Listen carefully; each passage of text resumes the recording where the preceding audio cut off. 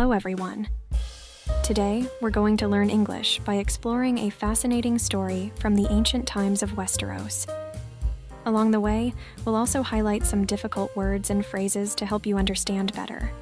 But first, let's listen to the story together.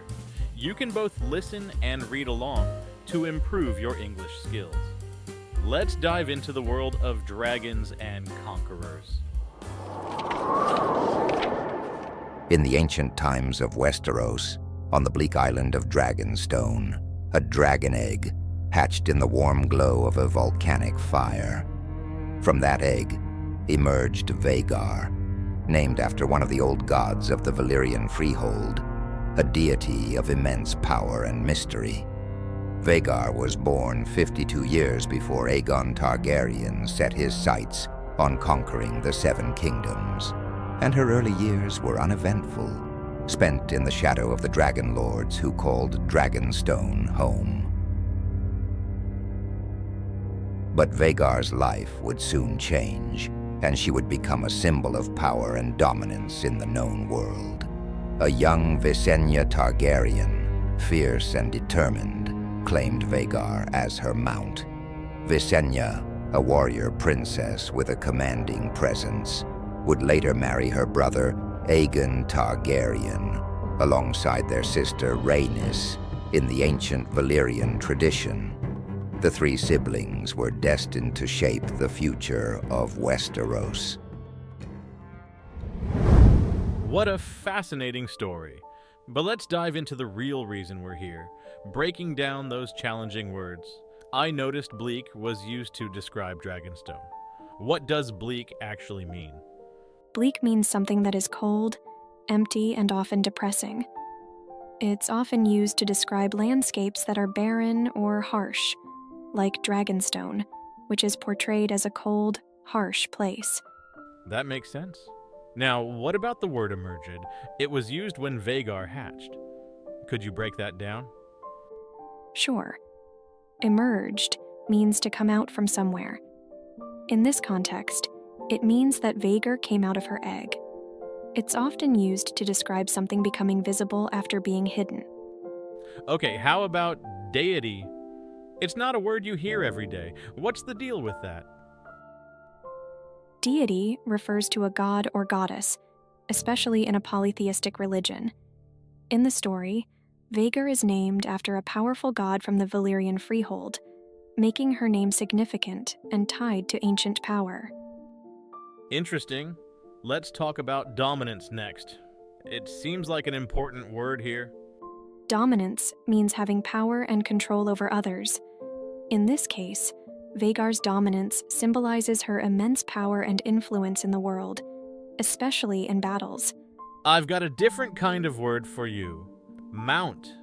Visenya claimed Vhagar as her mount. What does that mean? In this context, mount refers to a horse or other animal that someone rides. So when Visenya claimed Vhagar as her mount, it means she chose Vhagar as the dragon she would ride. Great explanation. Now, commanding is another one. It was used to describe Visenya. What's the story there? Commanding means having a powerful or authoritative presence. Visenya is described as having a commanding presence, meaning she was someone who naturally took charge and inspired respect, or even fear from others. Good stuff. How about fierce? It really paints a picture, doesn't it? Absolutely. Fierce describes something or someone who is powerful, intense, and aggressive. Visenya was fierce, meaning she was strong, determined, and not afraid to fight. And finally, the word destined. It's a word that sounds like it carries a lot of weight. What does it mean exactly? Destined means certain to happen or meant to happen, often by fate. When the story says the siblings were destined to shape Westeros, it means it was their fate or destiny to have a huge impact on the world. And there you have it, a set of powerful words to add to your English vocabulary. Make sure to practice using these words in your own sentences. Yes, I think we can hear the next part. For years, the Targaryens lived quietly on Dragonstone, content with their small domain. But the peace was shattered by the ambition and pride of Storm King Argilac, the arrogant Durandon.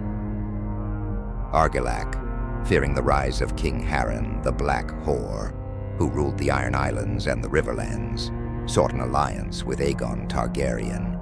He offered his daughter Argella's hand in marriage, hoping to secure Aegon's support against Harren's growing power. But Aegon refused the offer, proposing instead that Argella marry his loyal friend and rumored half-brother, Orys Baratheon. Offended by the suggestion, Argilac sent back a grim message to Dragonstone, along with the severed hands of Aegon's emissary. The message was clear. These are the only hands you will receive. What a dramatic story. So many twists already.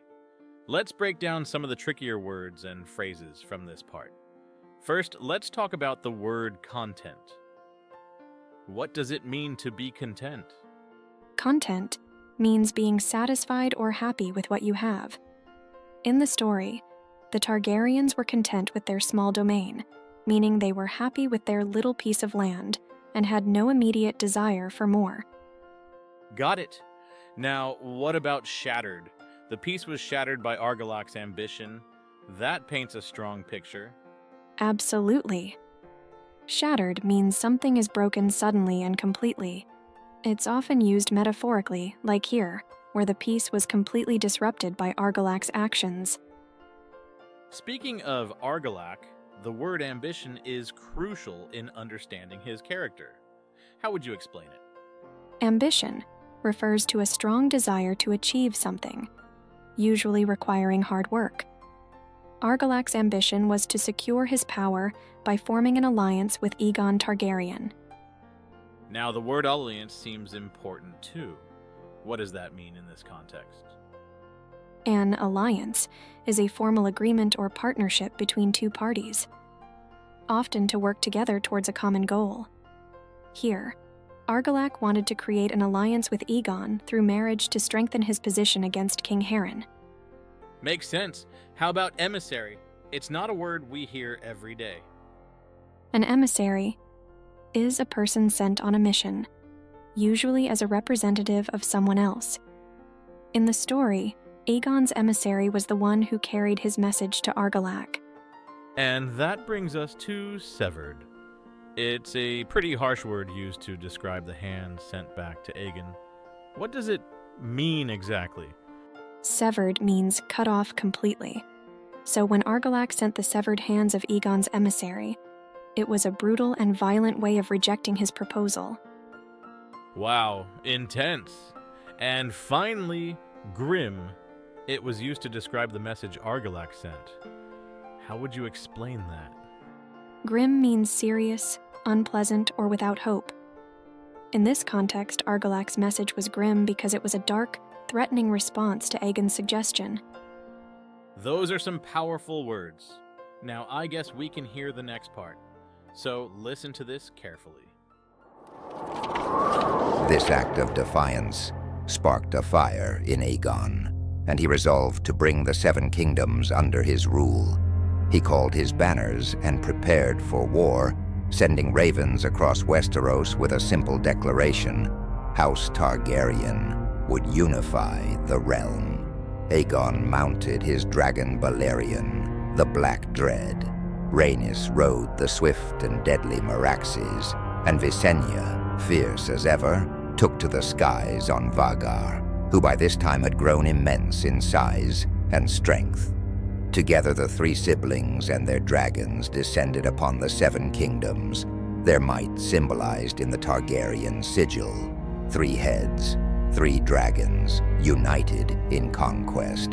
The story of Vhagar is one of power and loyalty, of battles fought and won in fire and blood. She was more than just a dragon. She was a force of nature, a symbol of House Targaryen's unyielding will. Her name, like that of her rider, is etched into the annals of history, a legend that continues to inspire awe and fear to this day. Wow. What a powerful ending to the story of Vhagar and the Targaryens' rise to power. There's so much happening here, so let's go over some of the key words and phrases. Absolutely. Let's start with the word defiance. Aegon was sparked into action by an act of defiance from Argilac. What does defiance mean? Defiance is the act of openly resisting or refusing to obey authority. In this case, Argilac's rejection of Aegon's proposal was an act of defiance, which pushed Aegon to prepare for war. Exactly.